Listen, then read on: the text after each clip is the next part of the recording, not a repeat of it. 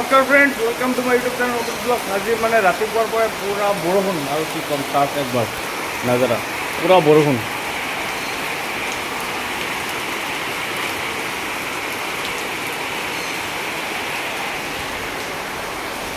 আজিৰ ব্লগটো ৰাতিপুৱাৰ পৰাই আৰম্ভ কৰিছোঁ। যাওঁ ক'ৰবাত যাব পাৰিলে যাম আৰু নেকি? হা তো কিবাকৈ বৰষুণটো কমিছে দিয়ক, তো এতিয়া আমি গৈ আছোঁ গান্ধী মণ্ডপ। তো আপোনালোকে ব্লগটো সম্পূৰ্ণ চাই থাকক।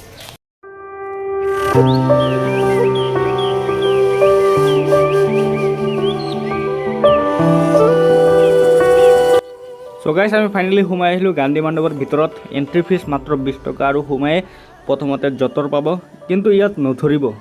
যিমানবিলাক বস্তু আছে ইয়াত আপোনালোকে নধৰিব।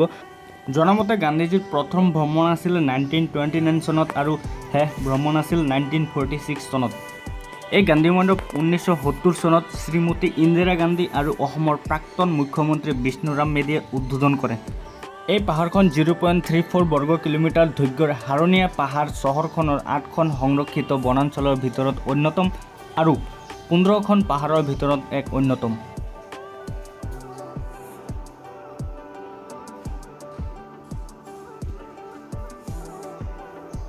আৰু বন্ধুসকল, ইয়াতে দেখিবলৈ পাইছে এখন বিচনা আছে। তো জনামতে গান্ধীজী ইয়াতে আছিল বুলি জানিব পাৰি।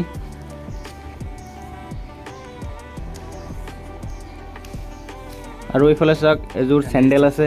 তো বহুত কিবা কিবি আছে ইয়াতে। চাওক হাৰিকেন লেম্প, খৰম, কিতাপ পত্ৰ আৰু বহুত কিবা কিবি আছে ইয়াতে। মানে গান্ধীজীয়ে যিমান বস্তু ইউজ কৰিছিলে বা ব্যৱহাৰ কৰিছিল সেই সকলো বস্তু ইয়াতে সংৰক্ষিত ৰখা হৈছে।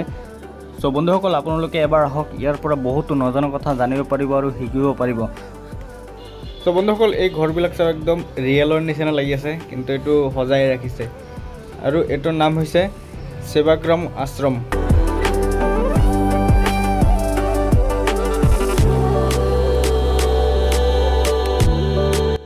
আৰু বন্ধুসকল, ইয়াতে দেখিবলৈ পাইছে গান্ধীজীৰ কাৰাবাস, মানে কিমান চনত ক'ত কাৰাবাস খাটিছিল, ভাৰতত কিমান, দক্ষিণ আফ্ৰিকাত কিমান।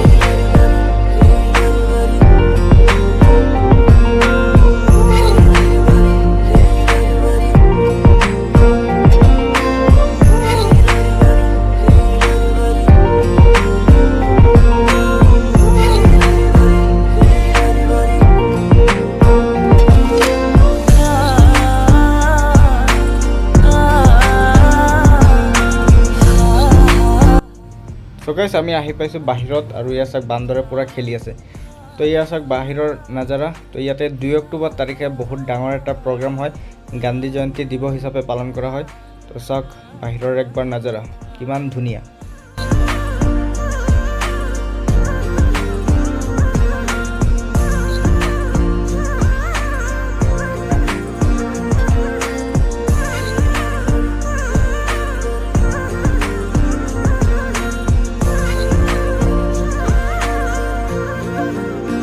ইয়াৰ পৰা কিমান ধুনীয়া এটা ভিউ গান্ধী মণ্ডপৰ পিছফালে। এয়া চাবলৈ পাইছে এইফালে গুৱাহাটী ষ্টেচন, উমানন্দ নদীদ্বীপ আছে। আগতে চাওক ট্ৰেইনৰ হৰ্ণ, আৰু চাওক বান্দৰ আহি আছে আমাৰ লগত। ভয় লাগি আছে বহুত, নাজানো মোবাইলটো গাড়ী লৈ যায় নেকি। এই চাওক মোৰ পিছফালে বান্দৰ। আৰু আগতে চাওক কিমান বান্দৰ। যা, একো নকৰিবি।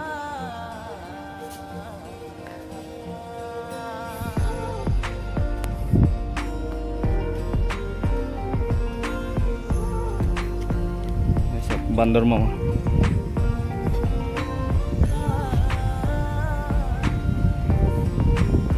আৰু ইয়াৰ পৰা ভিউ চাওক কিমান ধুনীয়া লাগিছে।